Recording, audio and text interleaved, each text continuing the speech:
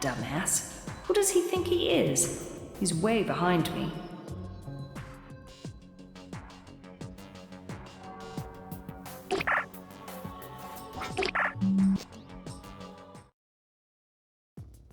Hello, Officer Thorson. Do you have some time for me? Yes, I do. Officer Wallace.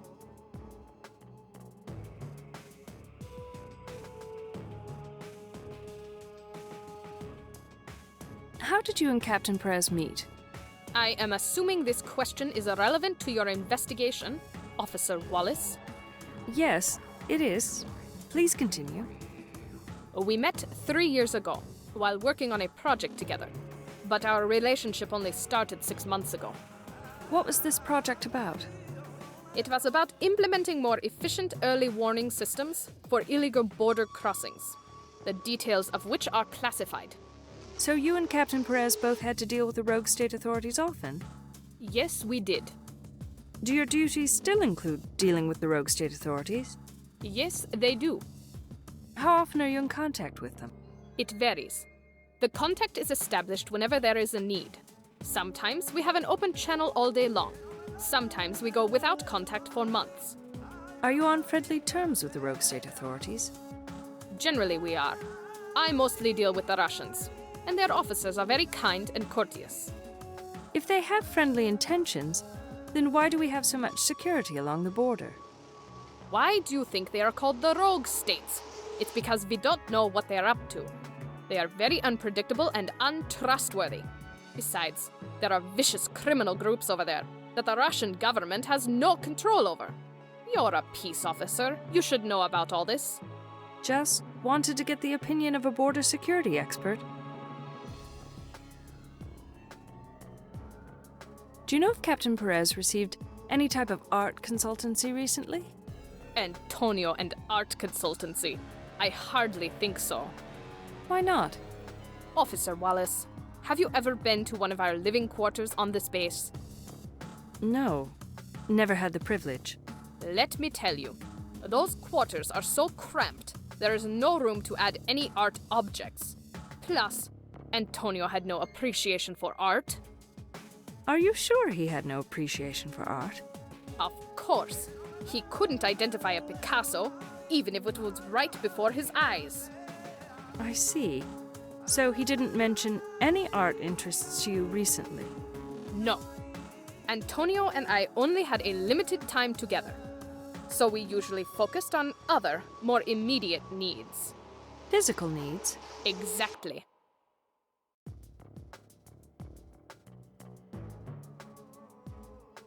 When did you last see Captain Perez? I believe it was the 2nd week of March. And is there anything in particular that you can remember about that last meeting with him? Nothing in particular. It was just our normal sexual interlude. Was your relationship purely based on sex? Of course it was. Our code of conduct requires us to have relationships, purely based on physical needs. How about your relationships with civilians? Same rule applies. Actually, it's even stricter. We are not to discuss any business matters with civilians. Can you discuss business matters with a military partner? Yes, we can, provided both parties have enough clearance. Did you discuss business with Captain Perez? Sometimes we did, but we preferred to do that during meetings and save our personal time for mind-clearing activities. Mind-clearing? You did yoga or something? More like Kama Sutra, I would say. Oh, I see. How often did you meet, anyhow? We met once or twice a week, for a few hours. However, before his death, you didn't meet for over 2 weeks. That is correct. We didn't.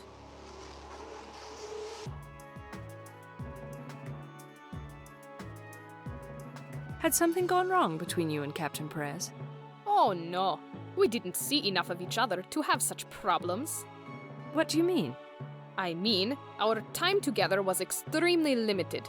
We would just meet and totally concentrate on our physical pleasure. Then we would part.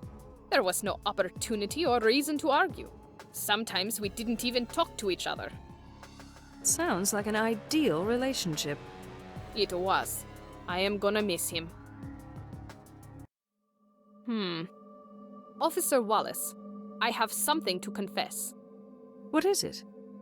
During our last few intimate encounters, I noticed something strange about Antonio's behavior.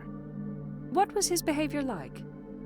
Usually, our sex was very aggressive, but on these occasions, he was more aggressive than usual for no apparent reason. Then what? he was crying like a baby following our climax. Why would anyone cry at a moment like that? I don't know.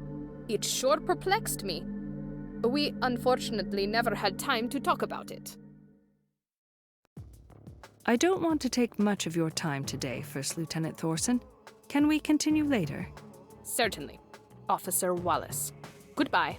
Goodbye. Hyper-emotional and aggressive behavior. You heard that one before somewhere else, didn't you, Phoenix?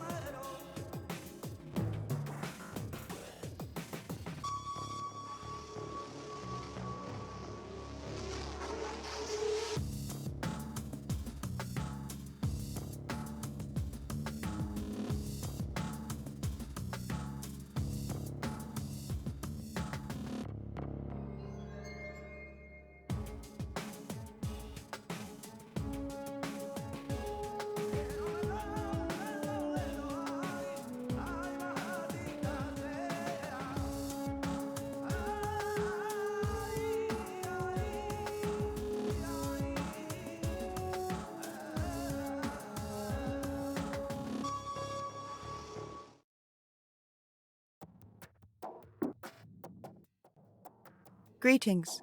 This is the home of Pierre DeVille. How may I help you? This is Phoenix Wallace from the Adrianopolis Peace and Security Center. Is Mr. DeVille inside? Negative. Mr. DeVille is not inside. Would you like to leave a message? Yes. Please have Mr. DeVille contact me immediately. Senior Peace Officer Phoenix Wallace, thank you for your cooperation.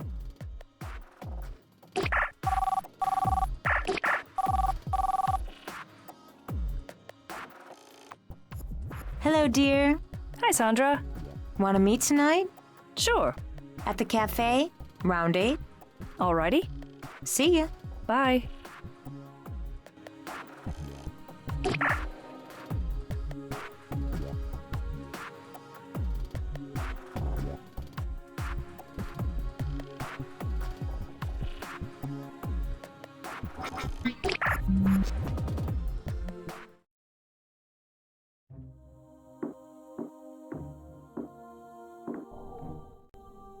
Hello, Yanka. Do you have some time for me? Yes, I do. Nice to see you again, Phoenix.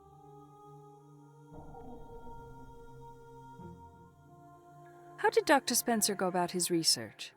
He did a variety of things to collect data, but he'd put special emphasis on conducting interviews with actual witnesses of the events. Does this mean he traveled a lot? Yes, he did.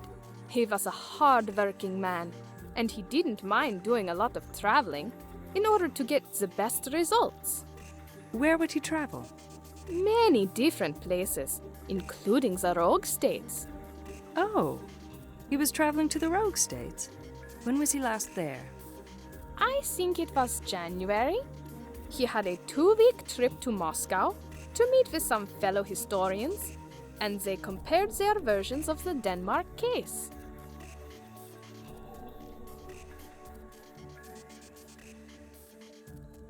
How did Dr. Spencer get along with his colleagues? Pretty well, I would say. You're not so sure? Well, professionally, he got along with them just fine. But personally, he wasn't a social man at all. He often appeared as if he was avoiding his colleagues. Were his colleagues offended by his lack of interest in them? Not really. These academicians, they all have their antics, Phoenix. and Dr. Spencer was very particular about wasting time. So, I guess he hated small talk. Yes, he was known for keeping his conversations short and to the point. Which period of history did Dr. Spencer focus on? His focus was recent history, specifically the Great Economic War. The Great Economic War in general? Yes, the class he taught was called The Great Economic War and the events that led to the World Union. Sounds very heavy. It was heavy, and he had high expectations from his students. Did his students like him? Oh, they did. He had a very unique rapport with his students. They are gonna miss him very much.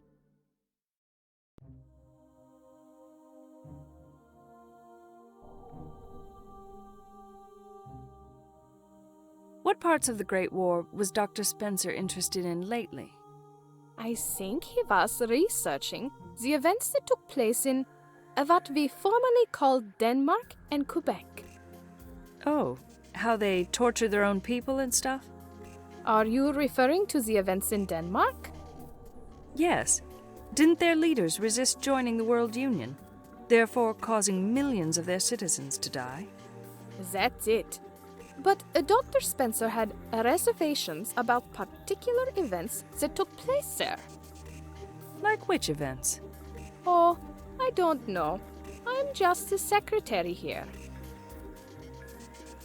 This great economic war stuff is really interesting, but I need to attend to other matters. You wouldn't mind if we continued tomorrow, would you? Sure thing, Phoenix. Anytime. How strange. Nobody in the World Union disputes the accuracy of great economic war history. They're so well documented.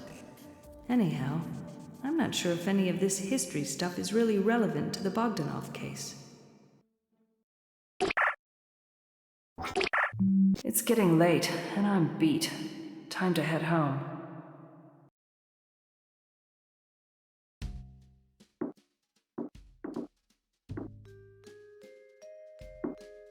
What should I wear?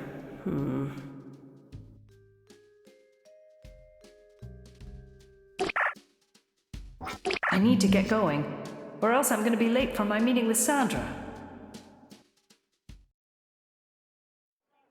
Hi, Sandra. Hi, dear. The leads in the Bogdanov case are taking me all over the city. I even went to Station Delta 10. Station Delta 10? That's a military area. What did they have to do with Bogdanov? You see, the handwritten scribble from Bogdanov that I found included a military service number, which belonged to a Captain Juan Antonio Perez. So what's the connection? Well, coincidentally, this Captain Perez was killed in a plane crash recently. What? What plane crash? It happened over Russian territory. Evidently, most of the facts about the accident were never revealed to the public. Who told you all this? I spoke to Corporal Monahan and First Lieutenant Thorson, and the lieutenant used to be Captain Perez's sexual partner. You're not gonna believe how much money Bogdanov made in the last month. A dime and a nickel? No, he made over $1 million. You're joking, right? No, I'm not. And guess who was one of his customers? Who, me? Don't be a clown, Sandra. Melvin Spencer. His name was on Bogdanov's bank records, along with many others. Melvin Spencer. As in the dead history professor? No shit. That's right. Go figure. What's the connection? Well, I have no idea about their connection. But I bet our stinky Bogdanov must have gotten totally lucky that month or something. That's a lot of money. And people with an HGI of only 70 don't make that much. I am in trouble with Pierre Deville. What happened? Oh, nothing. I just cannot find the guy. I gotta ask him some questions. Why don't you get an arrest warrant? Sandra, do you think getting an arrest warrant is easy? Besides, I only need to ask him a few questions, that's all. Did you try Carpe Diem? As in the nightclub? Yeah. Those artsy types like to hang out there a lot. We can go there together if you want. Oh, Sandra, that would be great. How about tonight? Not so fast. First, you need to get some clothes that are appropriate for Carpe Diem. What's wrong with my clothes? It's not like I haven't been there before. Well, if we're gonna go there together, you need to wear something that's not gonna embarrass me to death. Sandra, are my clothes that bad? I think you're being overly critical. I'm only trying to help out. And that's what best friends are for. Am I not correct? I suppose. So what do you suggest, fashion queen? You're the one who works at Zap. I work at Zap, but I'm not a fashion consultant. Go to the store and ask Theodora for a garment suitable for dancing. She'll fix you up. That sounds easy enough. But what am I going to do for shoes? I think you should go to a place that I discovered recently. It's called Gary's. It's a little pricey, but they have great shoes. Where is this Gary's? Right here at the Pyramid.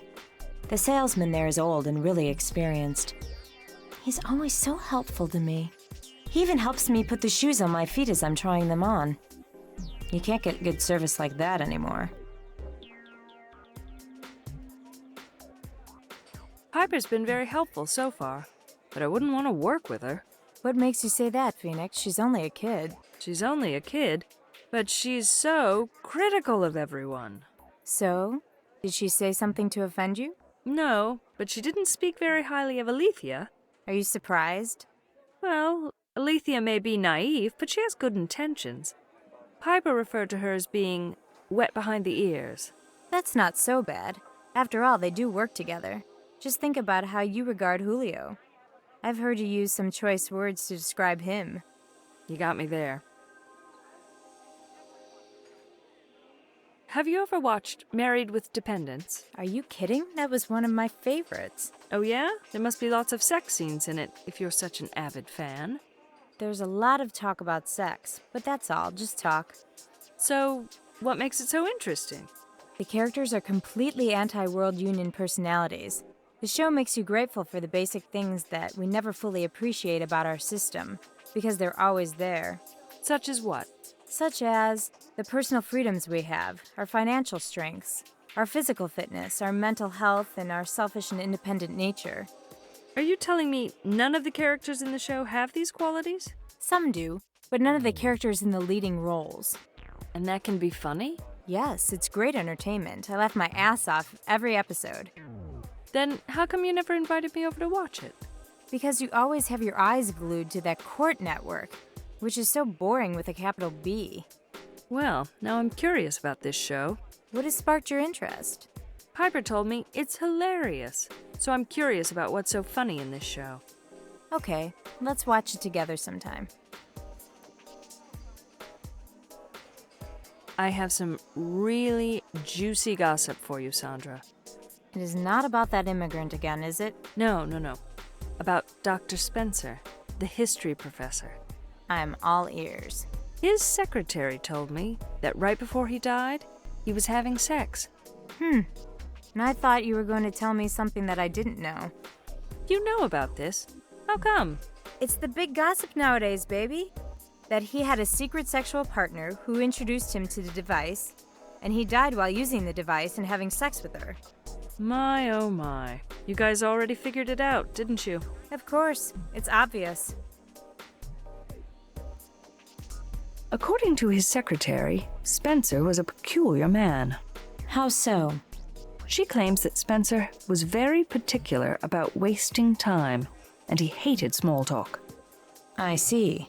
He was one of those academics that didn't like the public. Evidently so. I wonder how he got a hold of the device that caused his death. Through his secret lover, of course.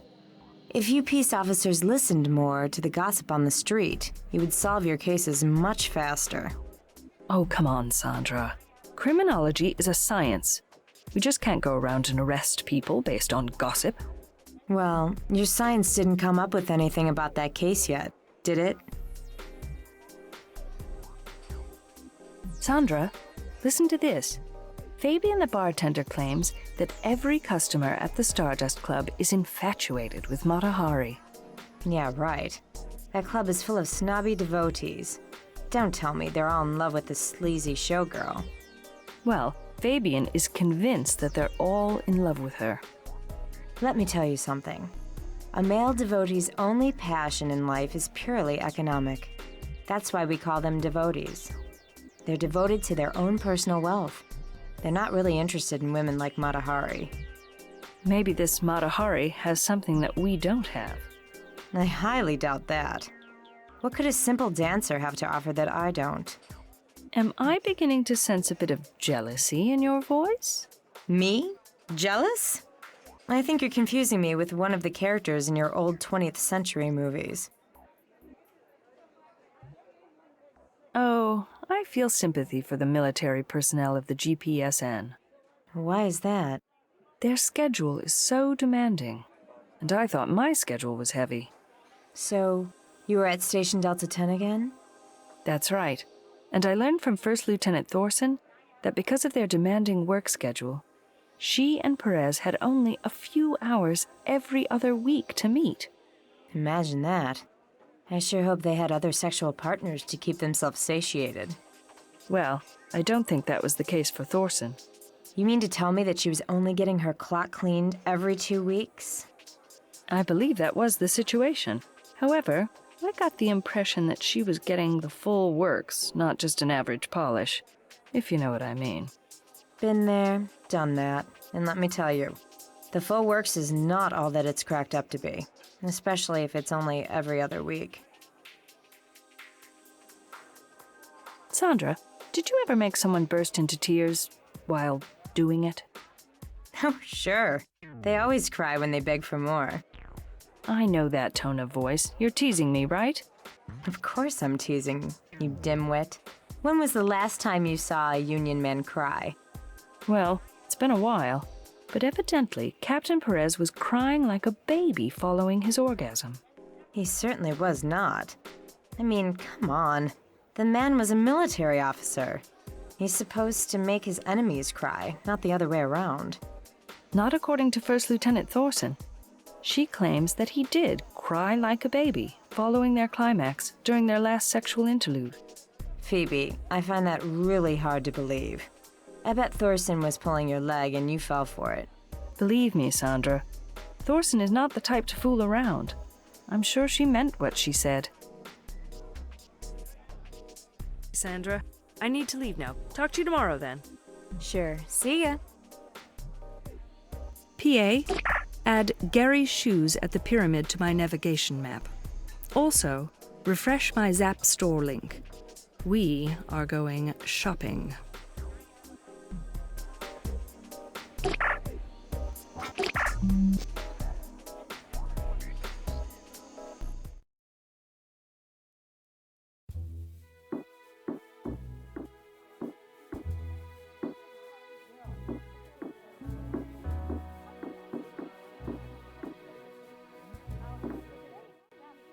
Hello, Fabian. It's me again. Oh, welcome back, Officer Wallace.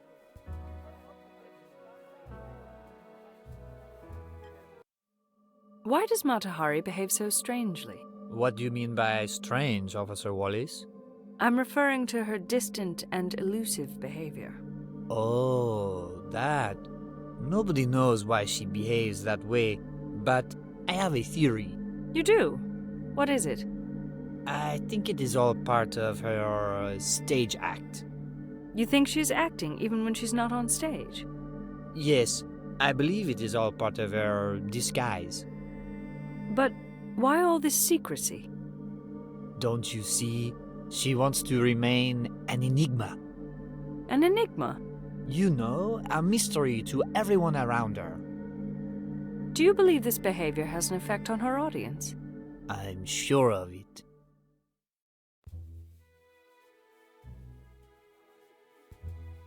Was Mata Hari aware of Mr. Bogdanov's infatuation with her? Of course she was. How can you be so sure? Officer Wallace, even when she is busy dancing, Mata Hari is very aware of what's happening around her.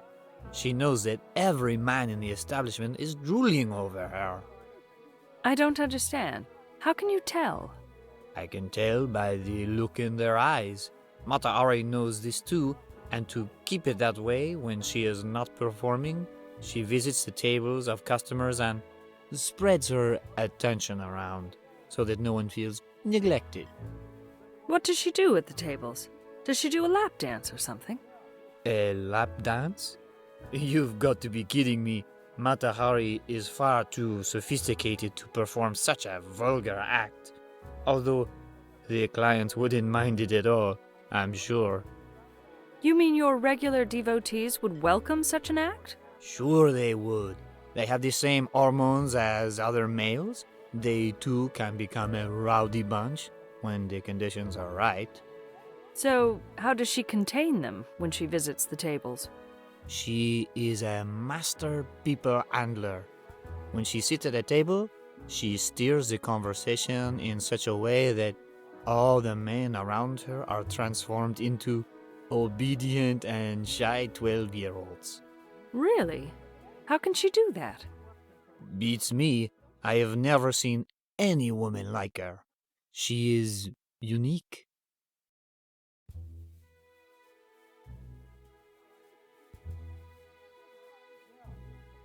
Please tell Mata Hari to call me. I don't think I can, Why not? because I am not supposed to pass messages on to her. Then I want to talk to the club manager. She can't help you with that either. What are you talking about? I am here for official business. You're obligated to help me with my investigation. I assure you that I am doing everything I can to be honest with you. I have absolutely no contact with her, and I know the manager doesn't either. Then tell me her real name. I'll track her down myself.